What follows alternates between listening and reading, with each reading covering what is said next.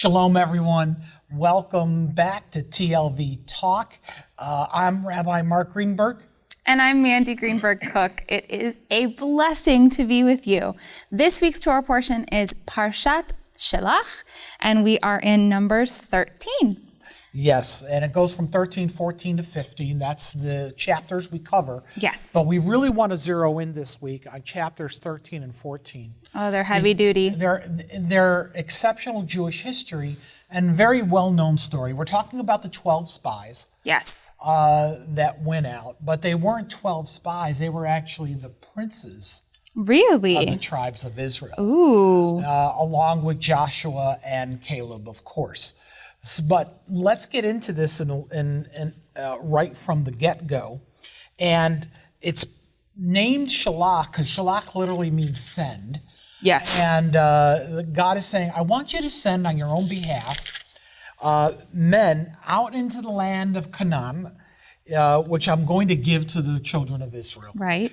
So each man you are to send will be a prince of the tribe of his fathers, a man from each tribe. Ooh. And then it goes into a description in verse 3 through 15 of what tribes they were from, of course, all the 12 tribes. And then it gives the names of the men who did that. Now we get into a description, Mandy, of what actually happened when they went there. Yeah, not so good. They got scared off. They got literally scared off, and they went in for how long?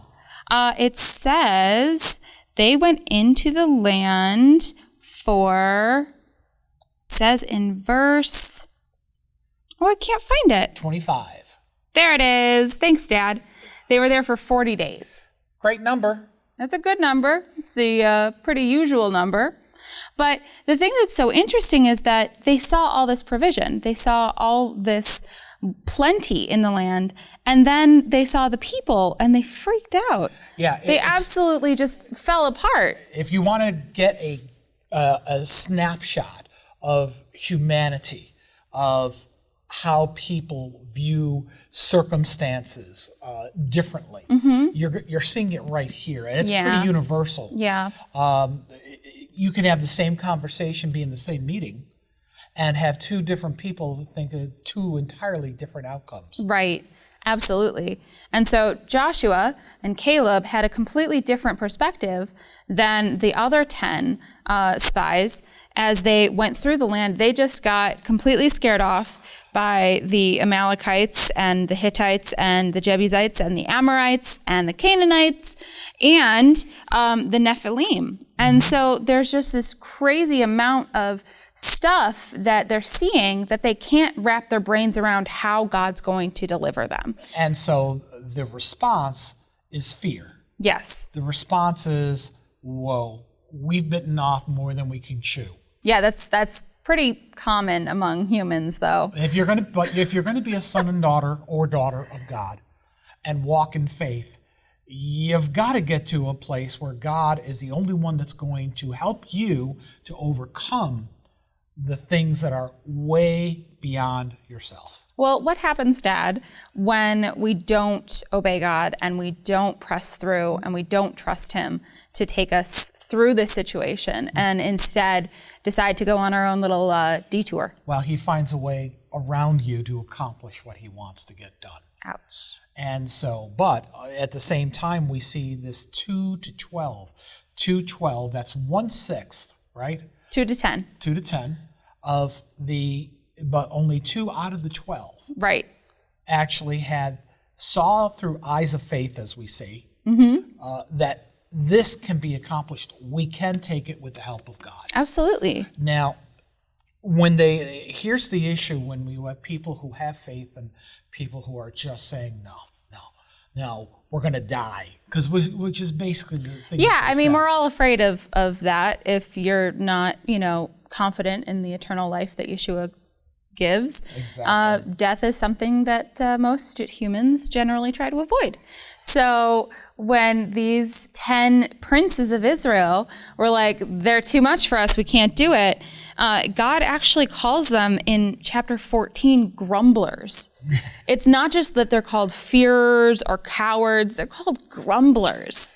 That's so like, it's such a weird thing to be called instead of like a coward or something.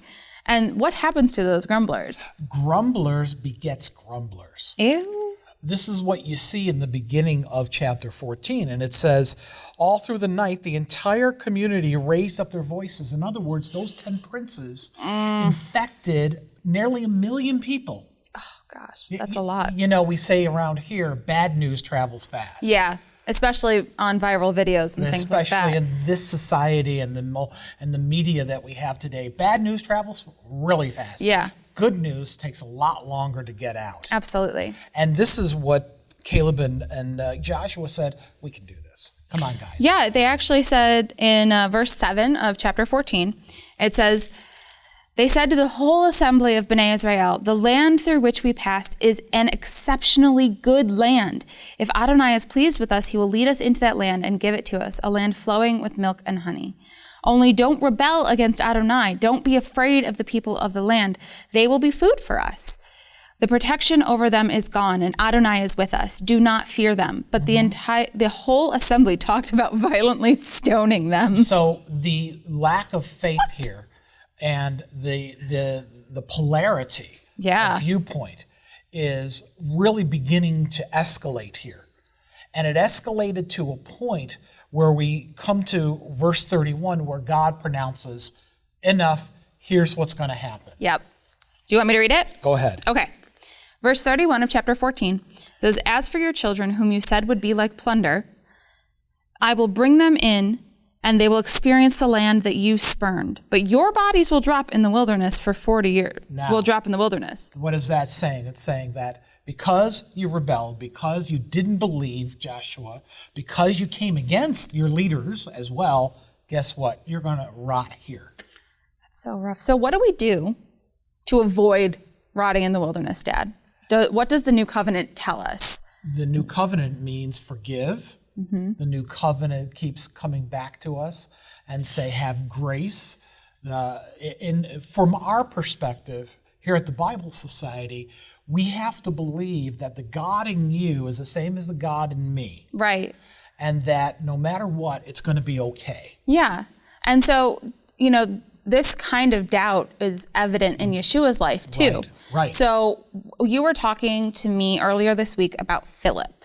And you were telling me about that. So can you share just a little bit about getting through someone's head, even if the miracle is standing right in front of them? It's really true. John chapter 14, which we really love John 14, 15, and 16, because it's really talking about a whole night.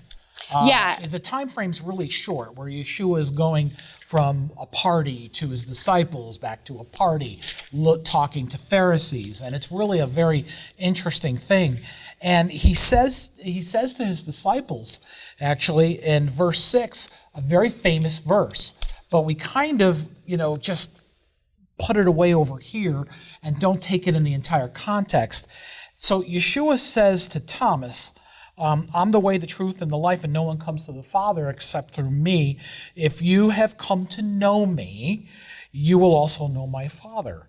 From now on, you do know him and have seen him. And then Philip comes back and says, Master, show us the Father, and that will be enough for us. Well, Yeshua says, and I'm going to paraphrase here and kind of add a little bit of, Dad.